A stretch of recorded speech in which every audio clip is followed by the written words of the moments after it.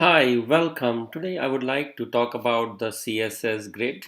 So let's get started. So what I've done is I prepared some HTML here with a div which is a container, and in the container I have five paragraphs, and each of those paragraphs have an ID 1, 2, 3, 4. So you can kind of see what it does right now. So that's all it is here. Actually, four paragraphs. If you want to quickly look at that, then that's all really this is.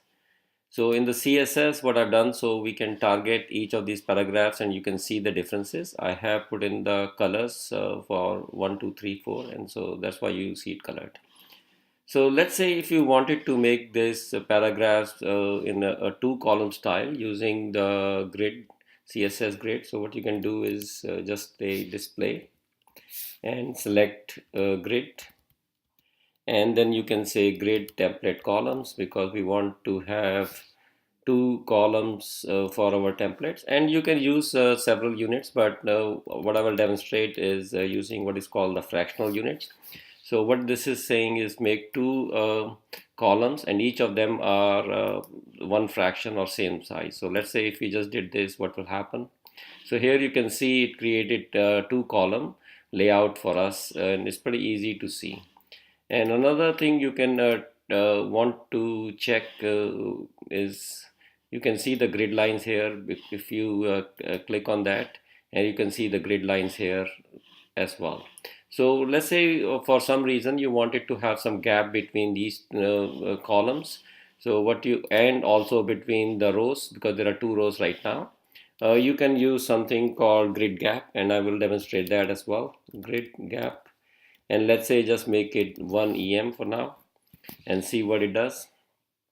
So here you can see that now we have a gap between those columns and rows as well. So that's another easy thing to do, and you can also do grid column gap and grid row gap and so on, but I'm not going to show that.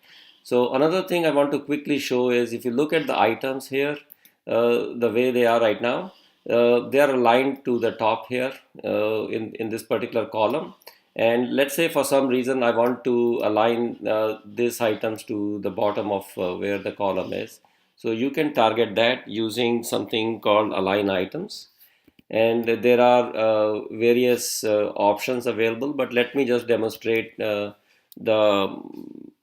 end here, for example. And if I do that, let's see what happens.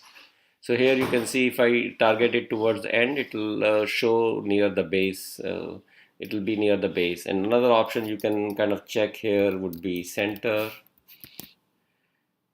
And then the normal option that you already saw was the start. That's by default. So here you got that.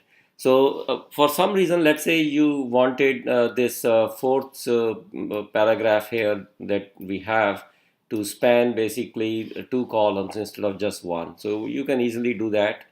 Or you can do it for any other, but let's just demonstrate for the fourth column. And let's say the way to do that would be you can just say grid column, and you can say it 1 and the span goes to say 2, so it will spanning two columns. So here you can see this is now spanning two columns.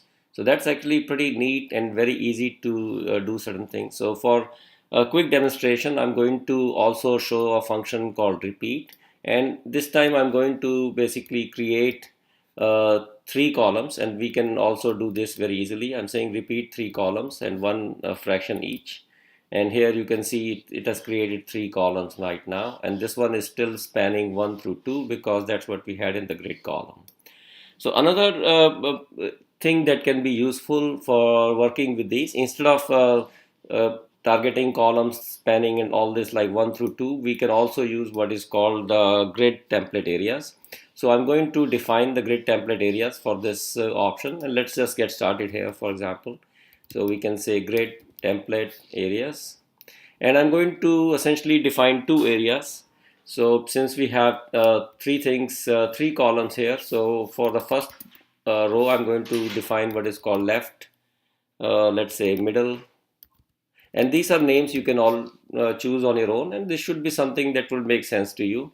And here, let's say I'm going to just say all, and all. So because I want to span this fourth item to the all, and let's say I've only these two areas.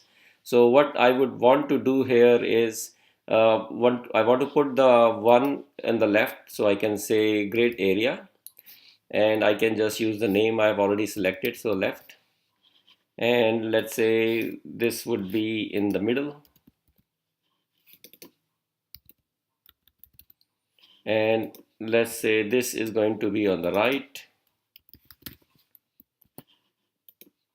and this one is what I was calling the OR area, grid area, all.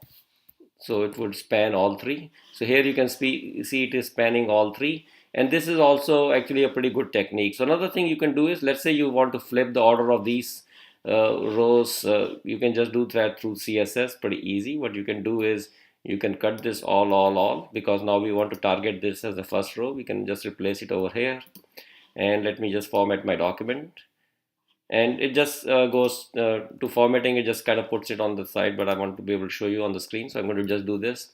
So now if you watch closely, this had flipped to the top and these have gone to the bottom. So this is actually a very flexible way of doing things, column oriented or row oriented, and you can try this display grid. To learn more, I'm going to put this video under my website under CSS Grid. But just to show you what you can do is, normally when you query CSS, you would see things that you can select, and you will see the videos. And if you want some more information, you can click on I and you can take it to the tab. And then I've already added a link for CSS tricks here. Oh, this got changed to, let me just select something which has CSS. And here you can see I've added a link for CSS tricks. You probably already know this website, but if you haven't, you should try to go to that website.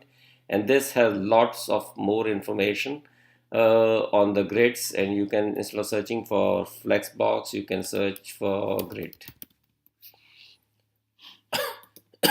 And so hopefully this is very helpful and you can use it in your toolbox. And my website again is Gore Associates. Thank you for watching this short screencast, and you have a great day.